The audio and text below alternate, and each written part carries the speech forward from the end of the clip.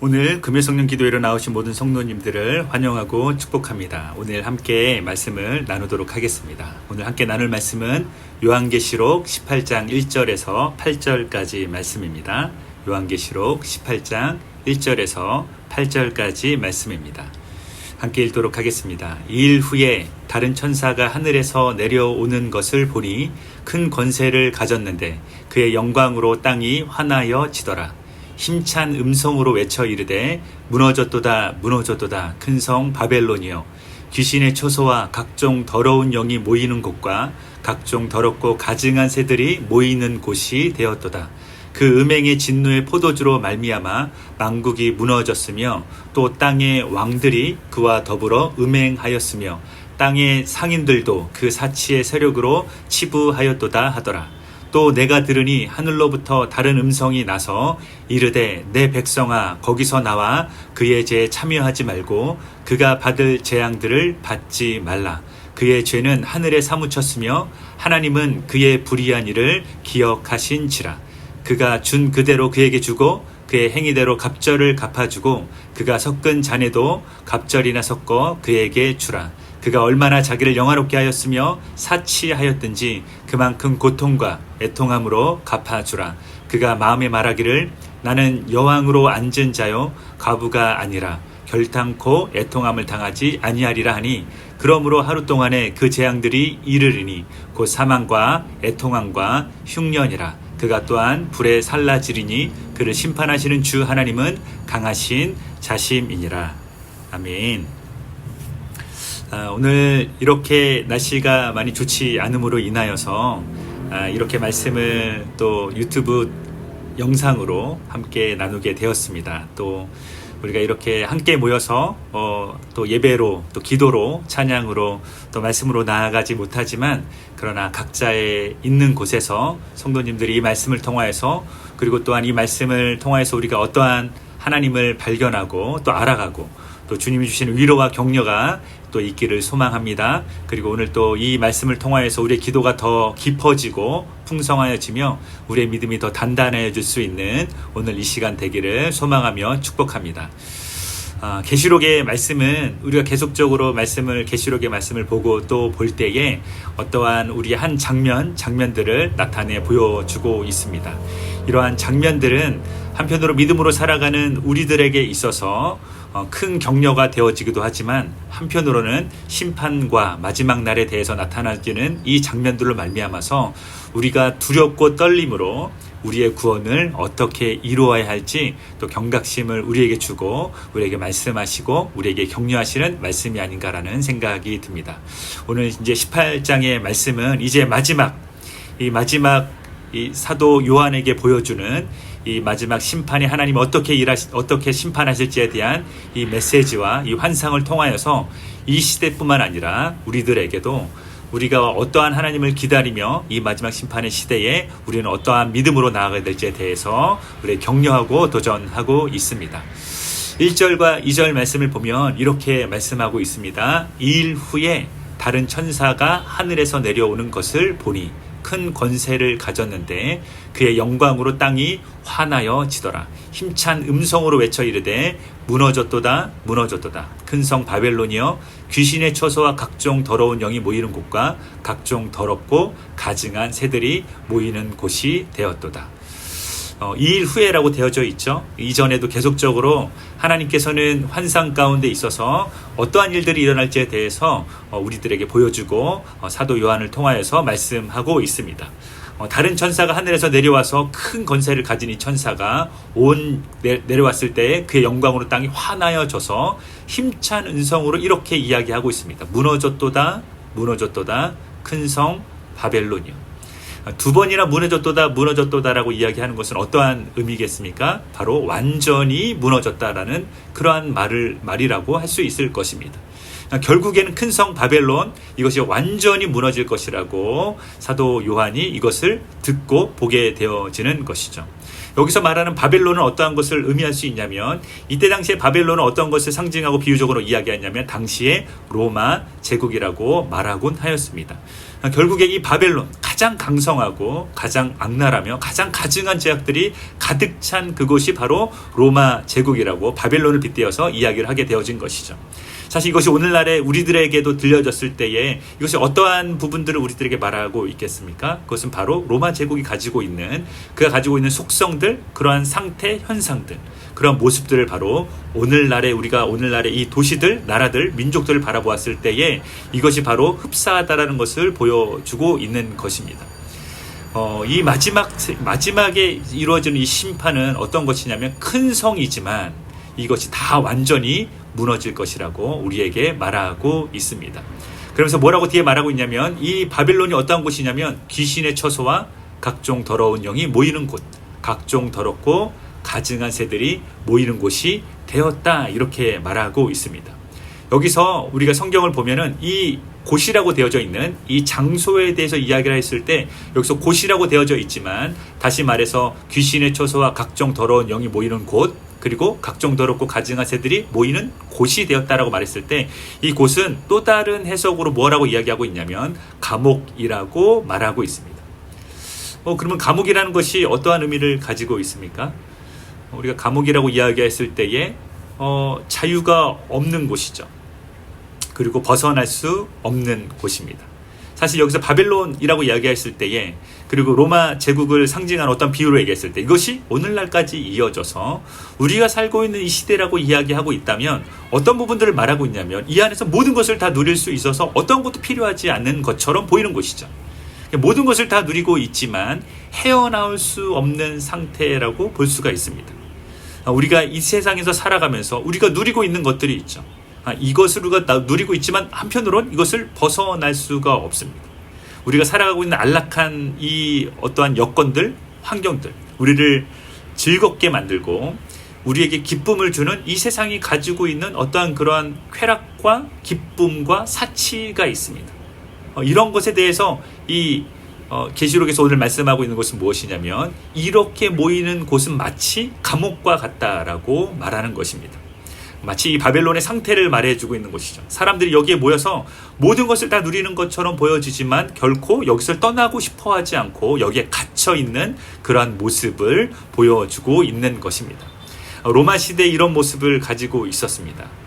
쾌락과 사치가 있었고, 실제적으로 로마가 멸망된 이유는 외부로부터의 공격과 외부로부터의 어떠한 그러한 압박과 그러한 어려움이 아니라 내부로부터 일어나는 서로 간의 갈등과 서로 간의 분쟁과 내부로부터 일어나는 많은 여러 가지 사회적인 문제로 말미암아서 멸망에 이르는 모습을 보게 되어집니다. 우리가 이러한 모습을 바라보았을 때 실은 로마서의 사도 바울이 그때 당시에 로마에 있는 그리스도인들에게 편지를 보내면서 이 세상이 하나님을 등지고 살아가는 사람들, 하나님의 멀리서 떨어져 있는 사람들의 모습의 상태에 대해서 1장에 보면 이렇게 말하고 있습니다. 1장 24절부터 어떻게 말하고 있냐, 이렇게 말씀하십니다. 그러므로 하나님께서 그들의 마음의 정욕대로 더러움에 내버려 두사 그들의 몸을 서로 욕되게 하게 하셨으니 이는 그들이 하나님의 진리를 거짓 것으로 바꾸어 피조물을 조물주보다 더 경배하고 섬김이라. 이는 곧 영원히 찬송할 이시로다.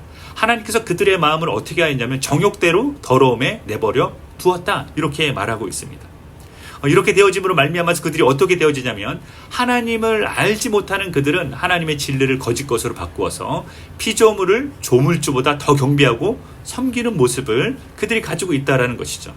26절에 로마서 1장 26절은 계속적으로 어떻게 이야기하고 있냐면 이 때문에 하나님께서 그들을 부끄러운 욕심에 내버려 두었다, 이렇게 말합니다. 앞에서도 하나님이 이 모습들, 그때 당시에 로마에 있는 사람들의 모습을 보면서 하나님이 어떻게 하셨냐면 그들의 마음의 정욕대로 더러움을 내버려 두셨고 26절에는 그들을 부끄러운 욕심에 내버려 두었다라고 말하고 있습니다. 그 결과는 어떻게 되어집니까?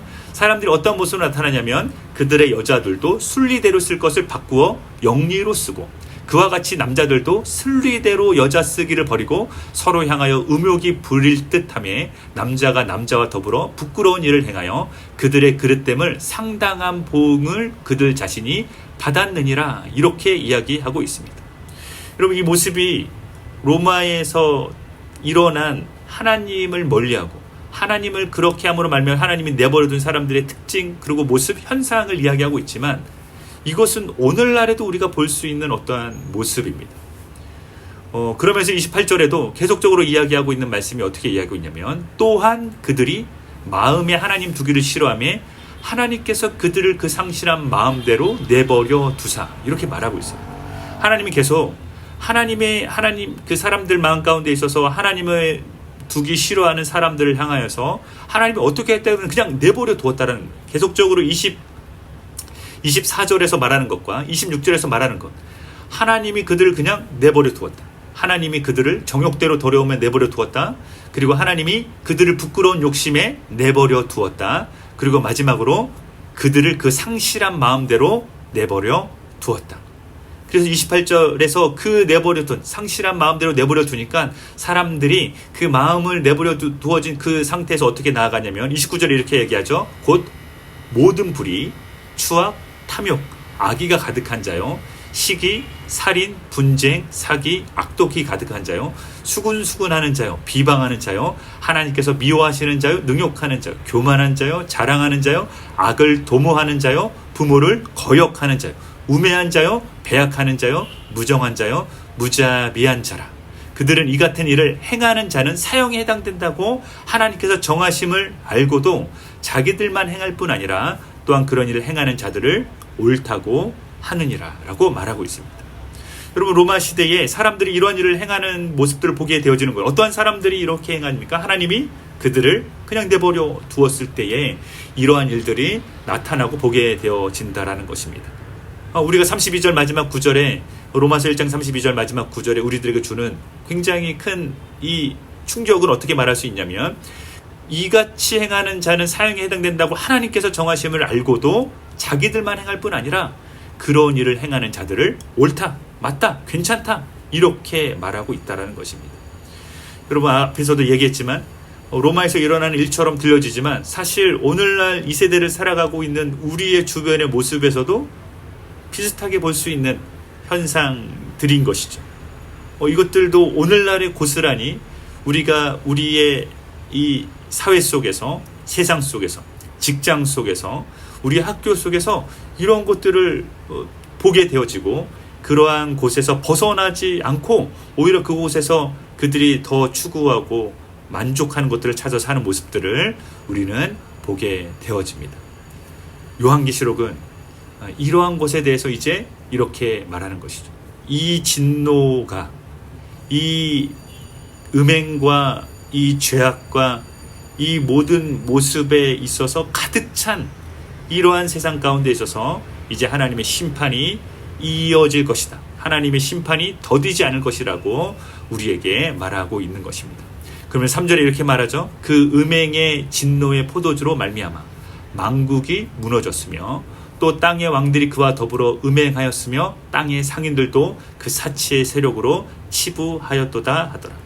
우리가 본문 말씀을 다시 돌아가서 18장 3절 말씀에 보면 이렇게 말하고 있는 것입니다. 특별히 두 가지가 나옵니다. 땅의 왕들이 음행하였고 땅의 상인들도 그 사치의 세력으로 치부하였도다 이렇게 말하고 있습니다. 곧 여기서 말하는 특별히 이 그때 당시에 그 나라와 민족을 다스렸던 지도자들 그리고 이 지도자들에게 있어서 가장 이들의 만족감을 주고 이들의 세상 가운데 있어서 상인들 그들의 어떤 사업을 하게 되어주고 물건을 사고 팔면서 이익을 취하는 사람들이 그 사치스러운 사치의 세력으로 말미암아서 어떠한 일들이 일어나는가 그들이 어떻게 심판을 받겠는가라는 것들을 우리에게 말해주고 있습니다. 그러면서 4절 말씀에 이제 하나님의 백성을 향하여서 하늘로부터 또 다른 음성이 나타나게 되어집니다. 앞에서 나온 것은 바벨론이 무너지겠다라고 하는 음성이었다면 이제는 이 4절 말씀에 하늘로부터 다른 음성이 나와서 백성들을 향해서 이르되 이렇게 말합니다. 내 백성아 거기서 나와서 그의 죄에 참여하지 말고 그가 받을 재앙들을 받지 말라라고 이야기합니다. 그럼 앞에서 얘기했던 것처럼 그곳이 어떤 곳입니까? 마치 감옥과 같은 곳입니다. 벗어나고 싶지만 벗어나고 싶지 않은 곳이죠. 그 안에서 모든 것을 다 누릴 수 있는 것처럼 말하고 그 안에서 그들이 모든 그 어떠한 음행을 취하고 있지만 죄악 가운데 머물러 있지만 오히려 그것은 만족스럽다라고 이야기하고 있고 그들은 안전하다라고 괜찮다라고 말하는 그곳으로부터 뭐라고 말하고 있냐면 나오라라고 이야기하고 있습니다.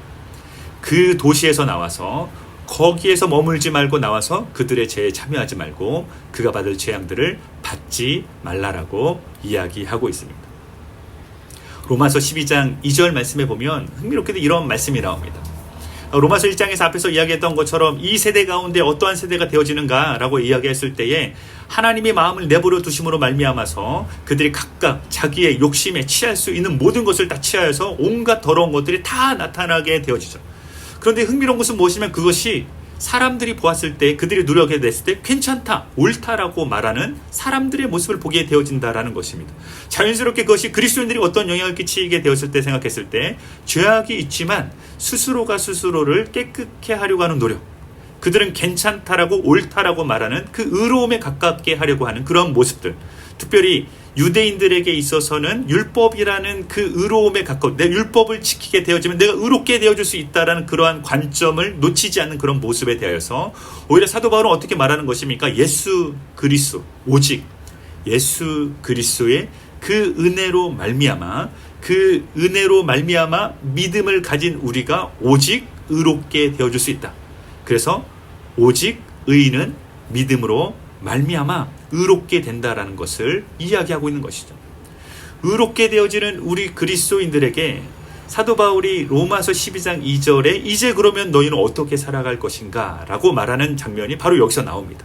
세상은 그렇게 흘러가고 있고 세상은 온갖 음행과 더러운 것에 세상 하나님께서 그들을 내버려 두신 것으로 말미암아서 온갖 여러 가지 죄악들이 가득 찬 모습이 되어지고 있지만 너희가 믿음으로 의인은 믿음으로 말미암아 살려는 그 말씀으로 예수 그리스도를 믿음으로 말미암아 이전 것은 지나가고 새로운 삶으로 살아가는 너희가 이제는 어떻게 살아가야 되냐면 로마서 12장 2절에 이렇게 말합니다. 너희는 이 세대를 본받지 말고 이렇게 말합니다.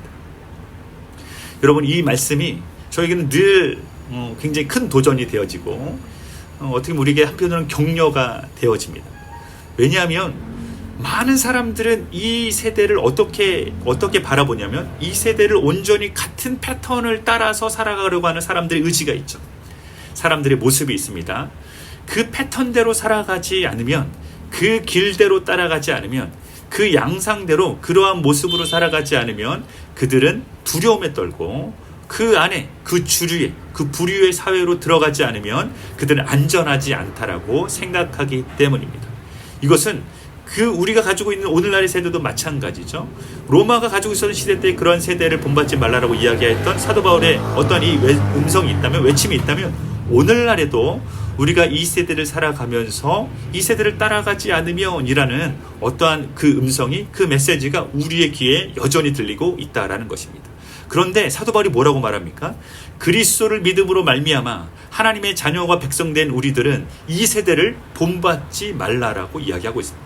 우리가 가야 될 길이 따로 있는 것이죠. 우리가 진리라고 말하는 것이 따로 있는 것입니다. 우리가 생명이라고 우리를 살아있게 만드는 우리가 온전히 이 삶이 어떻게 큰 기쁨인지에 대해서 말하고 있는 것이 바로 따로 있는 것입니다. 그래서 예수 그리스도께서 말씀하셨던 것처럼 곧 내가 곧 길이요 진리요 생명이라고 말씀하신 이 예수 그리스도의 말씀이 오늘날 우리가 이 세대에서 길을 찾는 것이 아니라 이 세대 속에서 진리를 만나려고 우리가 애쓰는 것이 아니라 이 세대 가운데 어떻게 살아가면 우리가 정말 행복하게 즐겁게 살아있는 그 생동감을 느낄 수 있는 것인가를 찾으려고 하는 것이 아니라 예수 그리스도를 믿는 사람들은, 그 하나님의 백성된 사람들은 예수 그리스도를 통하여서 참된 길을 발견하고 그리고 진리 가운데 살아가며 우리가 생생하게 우리의 삶을 살아가는 생명을 얻는 우리의 모습으로 나아가는 것이 바로 그리스도인의 삶이라는 것이죠. 그래서 사도 바울이 어떻게 말합니까? 이 세대를 본받지 말고 오히려 그러나 너희가 이 세대를 본받는 것이 아니라 마음을 새롭게 함으로 변화를 받으라라고 이야기하고 있습니다. 마음을 새롭게 함으로 변화를 받으라는 이 말씀을 통해서 우리에게 굉장히 큰 궁금증이 일어날 수도 있습니다. 우리가 어떻게 그러면 이 세대를 본받지만 어떻게 살아야 됩니까? 우리의 마음을 새롭게 하라는 것이죠. 성경은 마음에 대해서 다루고 있습니다. 그 마음에 대해서 한 번씩 간혹씩 우리에게 이야기하는 것들이 있죠. 이 마음이라는 것을 정의 내릴 때 우리는 좀 흥미롭습니다. 왜냐하면 이 마음을 이야기할 때는 여러 가지 의미로서 마음을 말하고 있기 때문입니다.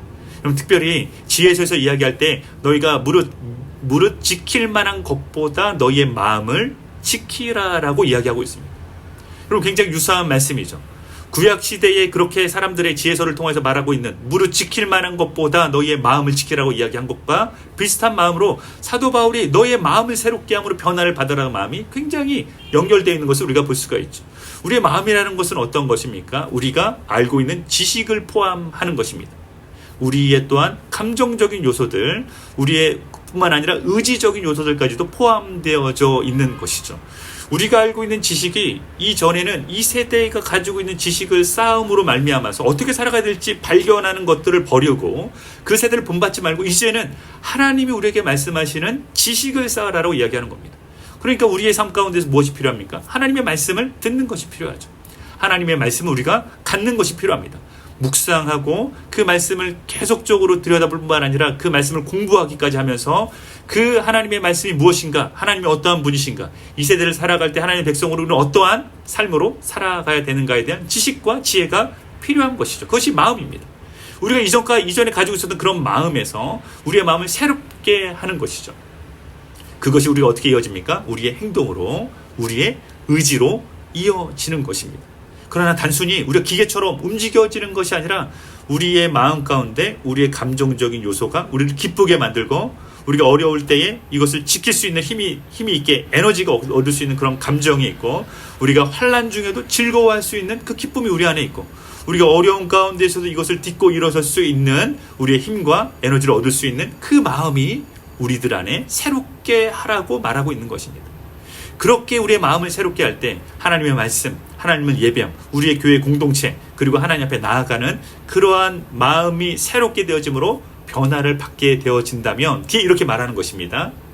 12장 2절에 하나님의 선하시고 기뻐하시고 온전하신 뜻이 무엇인지 분별해야 된다라는 것입니다. 여러분 결국에 우리가 이 세대를 살아가면서 여러분 계시록에서 말했던 것처럼 너희가 그 감옥 같은 곳에서 그 바벨론이라고 불려지는 그리고 오늘날은 이 세대 속에서 우리가 이 도시에 살아가고 있지만 어떠한 관점과 사고방식과 철학을 가지고 우리가 어떠한 것을 꿈꾸며 살아가야 됩니까? 라고 했을 때 이 세상이 말하는 벗어날 수 없을 것처럼 보여지는 이 감옥에서 나와라 이렇게 말하는 거죠. 그 말은 다시 말하면 어떤 것입니까? 우리가 무엇을 선택해야 됩니까? 어떤 것이 옳고 어떤 것이 그른지 우리는 어떻게 알 수 있을까요? 이런 거죠. 그러나 세상 사람이 말하는 진리의 척도가 있지만 우리는 어떠한 사람들입니까? 하나님이 옳다라고 말하는 건 무엇인가? 로마서 12장 2절을 빌려서 얘기하면 하나님의 선하다라고 말하는 건 무엇인가? 하나님이 기뻐하시는 것은 무엇인가? 그리고 하나님이 온전하신 뜻은 무엇인가? 이것을 분별하라고 하는 것입니다. 사랑하는 성도 여러분, 우리가 이 세대를 살아가면서 이 재앙 가운데 결국에 마무리가 되어지는 결국 마지막이 있는 이 세대 속에서 우리는 어떻게 살아야 되는가라고 이야기했을 때에 마지막 요한계시록에 경고하는 문구는 이런 것입니다. 그 세상에서 살아가되 너희가 지혜롭게 살아가야 된다.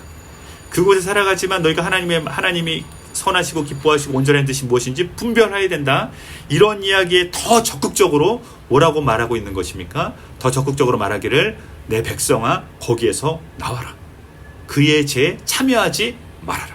그들은 받을 재앙들이 있는데 너희가 그것을 같이 받지 말라라고 경고하고 있는 것입니다.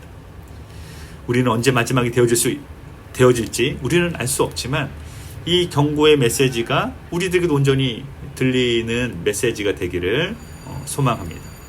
우리가 오늘 이 세대를 살아가면서 그리고 이번 한 주를 살아가면서도 이 세상 가운데 내가 어느 것이 하나님이 선하다고 말씀하시는 것인지 하나님이 기뻐하시는 것이 온전하신 것이 무엇인지 나는 온전히 분별하며 사는 삶을 살아가는가? 나는 그럴 수 있는 내 마음의 변화가 계속적으로 일어나고 있는가? 이 세대를 본받는 것이 아니라 오히려 하나님의 말씀과 주님이 우리에게 의인된 것을 기억하고 어떻게 살아가야 될지에 대해서 주의 길을, 주의 진리를 따라가며 살아가고 있는가를 우리가 살펴볼 필요가 있겠습니다. 오늘 계시록의 말씀은 이어서 계속 우리에게 격려하고 있죠. 우리에게 도전하고 있습니다. 너희가 그 바벨론, 로마 제국, 그리고 오늘날 우리가 살아가는 이 세상 속에서 이것을 따라가지 말고 이 세상 사람이 말하는 성공에, 이 세상이 말하는 명예에, 이 세상이 말하는 어떠한 삶의 가치에 대해서 따라가는 것이 아니라 오히려 하나님의 말씀, 그곳에서 나와서 하나님 그곳에서 마지막 심판을 같이 그런 절망 가운데 머무를 것이 아니라 피하라라고 이야기하고 있는 것이죠. 이어서 5절과 6절과 7절 말씀 이렇게 이어집니다. 그의 죄는 하늘에 사무쳤으며 하나님은 그의 불의한 일을 기억하신지라. 하나님이 그들의 죄를 잊지 않으신다라는 것이에요. 그들의 죄는 그냥 사라질 죄가 아니라는 것입니다. 때문에 거기에서 나와야 된다라는 것이죠. 6절 7절도 이렇게 얘기합니다. 그가 준 그대로 그에게 주고 그의 행위대로 갑절을 갚아주고 그가 섞은 잔에도 갑절이나 섞어서 그에게 주라. 그가 얼마나 자기를 영화롭게 하였으며 사치하였든지 그만큼 고통과 애통함으로 갚아주라. 그가 마음에 말하기를 나는 여왕으로 앉은 자요 과부가 아니라 결단코 애통함을 당하지 아니하리라 하니. 이 말씀이 마지막을 살아가는 모든 하나님의 백성들에게 어떻게 우리가 도전되어지는 말씀입니까? 사람들은 그렇게 말합니다.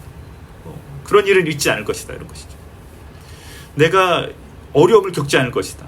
내가 가진 것이 얼마나 되고 내가 누리고 있는 이 부와 명예와 이 세상에 살아가면서 누리고 있는 이 가치에 대해서 내가 이것이 얼마나 되는데 나에게 결단코 애통함이 나에게 없을 것이다 라고 말하는 것이죠. 사람들은 계속 어떻게 하면 자기의 삶이 영화롭게 되기 위해서 계속 무언가를 준비합니다. 잘 준비되어지면 준비되어질수록 거기에 자기의 안락이 있다라고 말합니다. 자기 평안을 얻기 시작합니다. 거기서 모든 것에 대해서 자기 자유함을 누리고 거기서 비로소 내가 그들이 살아가는 데 있어서 굉장히 안정감을 누리는 것을 살아가면서 우리들에게도 그렇게 말하죠. 준비하라고 이야기합니다. 예비하라고 이야기합니다. 그것이 다른 것이 아니라 이 세상에 살아가는 성공과 물질과 명예에 대해서 너희가 준비되어져 있어야지 이후의 삶이 안전할 것이다, 평안할 것이다 라고 말하는 것이죠. 그러나 그들은 모르죠. 그 마지막에 하나님의 심판이 있을 것에 대해서 무시합니다. 그것을 마음에 두지 않죠. 그것을 아주 굉장히 마음에 두지 않을 뿐만 아니라 무시하고 듣지도 않으려고 하고 그런 일은 있지 않을 것이라고 말합니다. 그러나 마지막 8절 말씀 우리에게 어떻게 말하고 있습니까? 그러므로 하루 동안에 그 재앙들이 이르리니 라고 말하고 있습니다. 하나님의 심판은 뭐라고 말하냐면 그렇게 무너지지 않을 것처럼 보여지고 있는 그 바벨론, 절대로 멸하지 않을 것처럼 보여주던 로마 제국, 절대로 끝이 없을 것 같은 이 세상이라고 보여주는 것이 하나님의 말씀 뭐라고 말하고 있냐면 하루 동안에 그 재앙들이 이를 것이다. 그 결과는 무엇입니까? 사망과 애통함과 흉년이라. 그들이 기대하지 않았던 것입니다. 기대하지 않았을 뿐만 아니라 그들이 이런 것들은 내 인생 가운데 내 삶 가운데 없을 거라고 확신하며 살아갔던 영역들입니다. 그런데 뭐라고 말하고 있냐면 그런 것들이 반드시 있을 것이라고, 하루 동안에, 오래 걸리지도 않고 하루 동안에 있을 거라고 말하는 것이죠. 그 뒤에, 왜냐하면 그를 심판하시는 주 하나님은 강하신 자이심이라. 여러분, 하나님이 심판하신다면 그 일들이 어떻게 되겠습니까? 하루 안에도 끝날 수 있는 이 모든 심판이 되어지는 것입니다. 사랑하는 성도 여러분, 우리가 최근에 계속 계시록의 말씀을 우리가 묵상하고 그리고 우리가 이 말씀을 하나님 앞에 읽게 되어지고 묵상하고 나누고 있습니다. 계시록의 말씀은 우리가 잘 그려지지, 머릿속에 잘 그려지지 않을 수 있지만 그러나 선명하게 계속적으로 우리에게 반복되어지면서 이야기하는 그 메시지는 무엇입니까? 우리가 가지고 있는 이 믿음, 그리고 우리가 가지고 있는 이 하나님을 향한 백성된 우리의 삶의 태도와 자세와 그 믿음과 확신과 그런 삶으로 살아가는 우리의 모습 속에서 우리에게 던져지는 격려와 도전의 메시지는 바로 이런 것이 아닐까라는 생각이 듭니다. 바로 무엇이냐면 우리가 하나님의 말씀, 그 약속, 예수 그리스도의 다시 오심에 대한 그 믿음과 그 확신, 내가 세상을 살아가면서 치열하게 싸우고 있고 믿음으로 살아가는 것이 때로는 어리석어 보이고 어떻게 보면 내가 이 믿음을 언제까지 유지할 것인가라는 그 마음을 지키는 것이 쉽지 않을 때도 있지만 끝까지 믿고 참고 인내하는 자에게 있어서 나의 믿음이, 그 확신이 틀리지 않았다. 틀리지 않을 것이다. 라고 계시록은 우리에게 격려하고 있는 것입니다. 제가 최근에 계시록의 말씀을 묵상하면서 저에게 참 큰 격려가 된 말씀이 있었습니다. 제가 이 말씀을 마지막으로 나누면서 오늘의 말씀을 함께 마무리하려고 합니다. 말씀은 요한계시록 14장 13절 말씀입니다. 이렇게 말씀하고 있습니다. 또 내가 들으니 하늘에서 음성이 나서 이르되 기록하라. 지금 이후로 주 안에서 죽는 자들은 복이 있도다 하시매 성령이 이르시되 그러하다. 그들이 수고를 그치고 쉬리니 이는 그들의 행한 일이 따름이라 하시더라. 이 말씀 중에서 저에게 격려가 됐던 말씀은 이 말씀입니다. 하늘에서 음성이 나서 너희가 반드시 이렇게 기록해라. 이렇게 기록하여서, 기록하라는 말은 무슨 말입니까? 그냥 듣고 끝나는 말이 아니라 기록은 남습니다. 나를 위해서 남는 것일 뿐만 아니라 세세토록 이 말씀이 남아서 사람들에게 들려지게 하라는 것이죠. 어떤 사람들이냐면 정말로 예수 그리스도를 죽기까지 믿고 예수 그리스도를 믿는 데 있어서 인내와 그 모든 수고를 다하면서 믿고 있는 이 사람들을, 이 백성들을, 주님의 성도들, 이 백성들을 향하여서 무엇을 기록하냐면 이런 것입니다. 지금 이후로 주 안에서 죽는 자들은 복이 있도다. 여러분, 우리가 살아도 주를 위해서 살고 죽어도 주를 위해서 죽는다라는 우리의 고백이 헛되지 않았다라는 것을 하나님은 우리에게 말씀하고 있습니다. 주 안에서 죽는 자들은 복이 있다라고 말합니다. 우리가 마지막 생명이 닿을 때에 주님 안에서 우리의 목숨이 닿는다면 그것이 얼마나 큰 복이겠습니까? 우리가 그 다른 어떤 것도 타협하지 아니하고 이 세상에 아무리 수많은 것들을 다 이야기하고 그들의 말이 옳다라고 이야기해도 우리는 오직 예수 그리스도 안에서 그 믿음을 따라 살아가면서 마지막까지 죽음에 이르는 그때까지 그 안에 죽는 자들은 복이 있다라고 말합니다. 그러면서 그 뒤에 어떤 복인가 이렇게 얘기했을 때 성령이 이렇게 대받아치죠. 하늘에서 주 안에서 죽는 자들은 복이 있도다. 이런 음성이 나오니까 성령 하나님께서 이렇게 말하는 겁니다. 그러하다. 맞다. 이건 맞다. 주 안에서 죽는 자는 복이 있는 것이 맞다. 그러면서 뭐라고 말하냐면 그들이 수고를 그치고 쉬리니 이는 그들의 행한 일이 따름이라. 사랑하는 성도 여러분, 우리가 주 안에서 우리의 모든 믿음을 다 수고하고 그 믿는 믿음으로 살아가다 죽게 되었을 때에 성령님께서 우리에게 말씀하시는 것은 이런 것입니다. 그러하다. 그 말이 맞다. 그들이 수고를 그치게 될 것이다. 제가 오늘 이렇게 교회에서 성도님들과 함께 이렇게 얼굴을 보고 이 말씀을 나누면 서로에게 이렇게 격려했으면 좋겠다라고 그렇게 격려하기를 좀 이렇게 같이 하고 싶었습니다. 그것은 무엇이냐면 수고하셨습니다. 흥미롭지 않습니까? 우리가 이번 한 주 예수 그리스도를 믿는 믿음으로 수고한 우리의 모습들이 있습니다. 우리가 예수 그리스도를 믿는 믿음으로 살아가기 위해서 우리가 애쓴 모습, 잘되지 않았을지라도 우리가 때로는 내가 믿음으로 이렇게 살았어야 되는데 여전히 내가 넘어지고 자빠지고 주님 뜻대로 살지 못하였을지라도 그 수고가 있는 것이죠. 우리가 믿음을 여전히 지키길 원하고 다시 한번 일어서길 원하고 오늘 이렇게 금요 성령 기도에 이렇게 나오지 않아도 이렇게 동영상으로 이 말씀을 같이 나누면서 이렇게 말씀을 들었을 때 우리의 수고가 있지, 이런 겁니다. 하나님 우리의 수고를 아시지, 이런 겁니다. 그런데 이 수고가 안타깝게도 제가 이 말씀을 묵상하면서 안타깝게도 이 수고가 오늘까지면 너무 좋겠는데 그렇지 않는다는 겁니다. 이 수고가 또 어떻게 되겠습니까? 우리가 내일 또 그 수고가 있을 것이고 우리가 주일에도 수고가 또 이어질 것이고 다음 주에도 그 수고가 계속 이어질 것입니다. 그 수고는 언제까지 이어져야 되냐면 주님이 오시는 그날까지 그 수고가 계속적으로 반복되어지는 우리의 이 수고하는 것이, 우리의 애씀이, 우리의 그 하나님을 백성을 됨으로 말미암아서 우리가 계속적으로 이렇게 살아가야 됨이 그치지 않고 계속적으로 일어나는 겁니다. 그런데 계시록에서 우리가 격려하는 것은 무엇이냐면 주 안에서 죽는 자들 이제 그 수고를 그치걸 것이다. 그리고 쉼이 있을 것이다. 이렇게 말하고 있습니다. 저는 이 KUCM 성도님들과 함께 수고를 같이 하고 있는 과정 속에서 이것이 우리의 좋은 격려가 되었으면 좋겠습니다. 우리가 여전히 수고하고 있지만 하나님께서 약속하신 쉼이 있죠. 하나님이 우리가 이 수고를 그냥 이렇게 가볍게 여기지 않으시고 이 수고에 대해서 넉넉한 쉼을 주시는 하나님이신 것을 우리가 이제 그 언젠가 그날에 주님이 다시 오시는 그날, 우리가 주님을 보게 되는 그날에 우리에게 주어지는 쉼이 있을 것입니다. 사랑하는 성도 여러분, 우리가 한 주 우리의 삶 가운데 수고하였다면 주님 주신 이 말씀으로 큰 격려가 있길 소망합니다.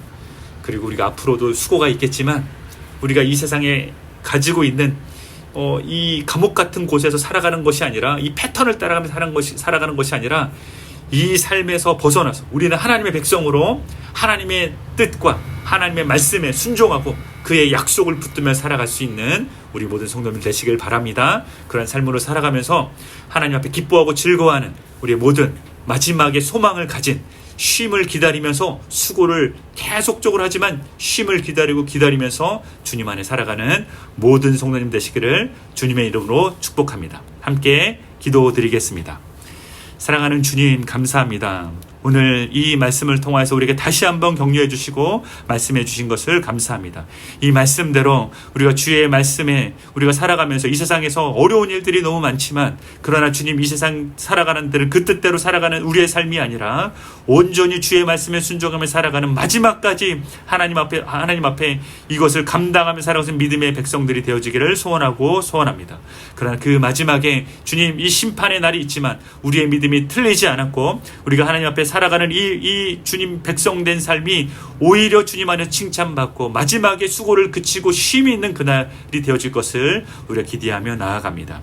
우리를 축복하여 주시고 우리를 격려하여 주시고 우리가 어려움에 처할지라도 우리가 즐거워하며 주님을 섬길 수 있는, 우리가 서로 사랑할 수 있고 서로 격려하고 돌볼 수 있는 우리의 모습이 되어줄 수 있도록 인도하여 주시옵소서. 하나님 아버지, 또한 이 많은 이 비와 날씨의 좋지 않음으로 태풍으로 인하여서 어려움을 겪는 분들이 있을 수 있겠습니다. 주님, 그들을 돌보아 주시고 주님이 긍휼을 베풀어 주시어서 이러한 때에도 주님을 바라보고 주님의 긍휼하심을, 주님의 돌보심을 누릴 수 있는 또한 그들이 되어줄 수 있도록 인도하여 주시옵소서. 함께 하신 주님의 이름을 찬양하고 주님 앞에 나아가며 주님을 찬양하며 이 모든 말씀 예수님의 이름으로 기도드립니다. 아멘. 오늘 이 저녁에 복되고 또 평안한 이 저녁 마지막 시간 되시기를 축복합니다.